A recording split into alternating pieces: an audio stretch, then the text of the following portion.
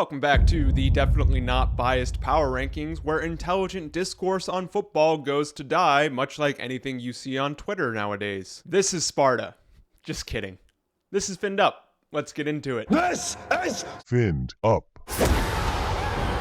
Honorable mention to the Miami Dolphins. This is a straight up homer pick, and I don't care. Since Tua Donnie Tagovailoa has come back from injury, the Dolphins offense has been revitalized, and after back-to-back wins against the Los Angeles Rams and the Las Vegas Raiders, they have put themselves back into the AFC wildcard race. The Dolphins are scoring touchdowns again, and it appears the dark times are officially over. Number 10, the Los Angeles Chargers. With their win over the Cincinnati Bengals on Sunday Night Football, we all officially learned that bungling is greater than chargering. After starting the game going 9 for 10, Justin Herbert did his best to give it away and went 8 for 26 afterwards. The Bengals clawed their way back into it, but Herbie Fully Loaded did find some magic on the final drive, hitting Ladd McConkey for 2 big gains before a J.K. Dobbins game-winning touchdown. Harbaugh might have put an end to the charging. I will monitor the situation going forward. Number 9, the Washington Commanders. The Commanders appear to be coming back down to earth as they have back-to-back losses against the Steelers and the Eagles. The Red Scares offensive line got bullied by the Eagles all night long, making Jaden Daniels look uncomfortable for the first time this season. Maybe we overhyped them, or maybe they can't play against teams from Pennsylvania. Time will tell. Fortunately for the Commanders, they have a good palate cleanser coming up as they play the Cowboys in Dallas on Sunday. Number 8, the Green Bay Packers.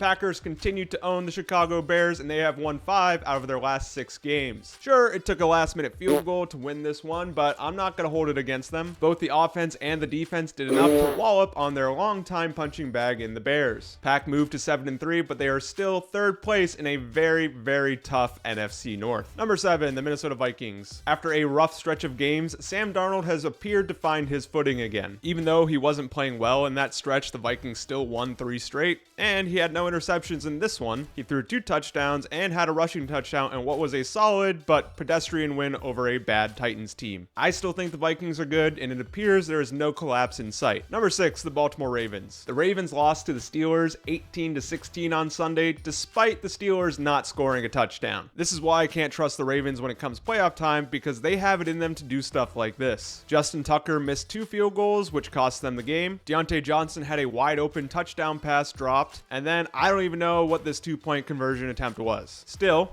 the Ravens are a very good football team, and losing to the Steelers doesn't change that. Number 5, the Philadelphia Eagles. Don't look now, but the Eagles have won 6 straight games. Nick Sirianni still has a punchable face, but I cannot argue with the incredible talent they have across the board. The offense appears to be firing on all cylinders as long as they don't run any trick plays, and their defense has been playing incredible all season long. Eagles move to 8-2 and are 1st place in the NFC East. Number 4, the Pittsburgh Steelers. Steelers going to a Super Bowl. When the Steelers play the Ravens, weird things happen, and boy, this one was weird. For the 2nd time this season, they won a game where they didn't score a touchdown. So, it. Chris Boswell kicking highlights for this one. Pittsburgh has a lot of good players, but Boswell is hands down their MVP so far this season. With this win, the Steelers are 1st place in the AFC North, and they should beat the crap out of the Cleveland Browns on Thursday Night Football. Sorry, Mom. Number 3, the Buffalo Bills. All right. I'm going to be nice to the Bills this week. They did me a favor in beating the Chiefs and preserving the legacy of the 1972 Dolphins, so they get a pass. Outside of 1 bad interception, Josh Allen played lights out in this one, and this 25-yard touchdown run to seal the game was a thing of beauty. There. I was nice to the Bills.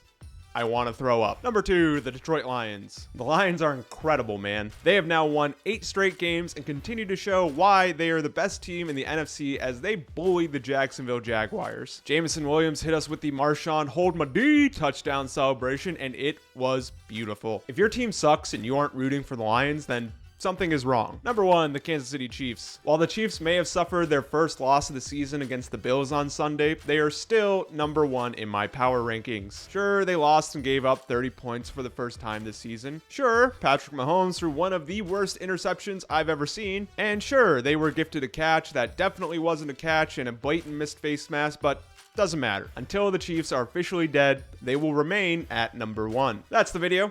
Thank you so much for watching. If you like this one, be sure to check out some of my others, and I will see you Friday for the Thursday night recap.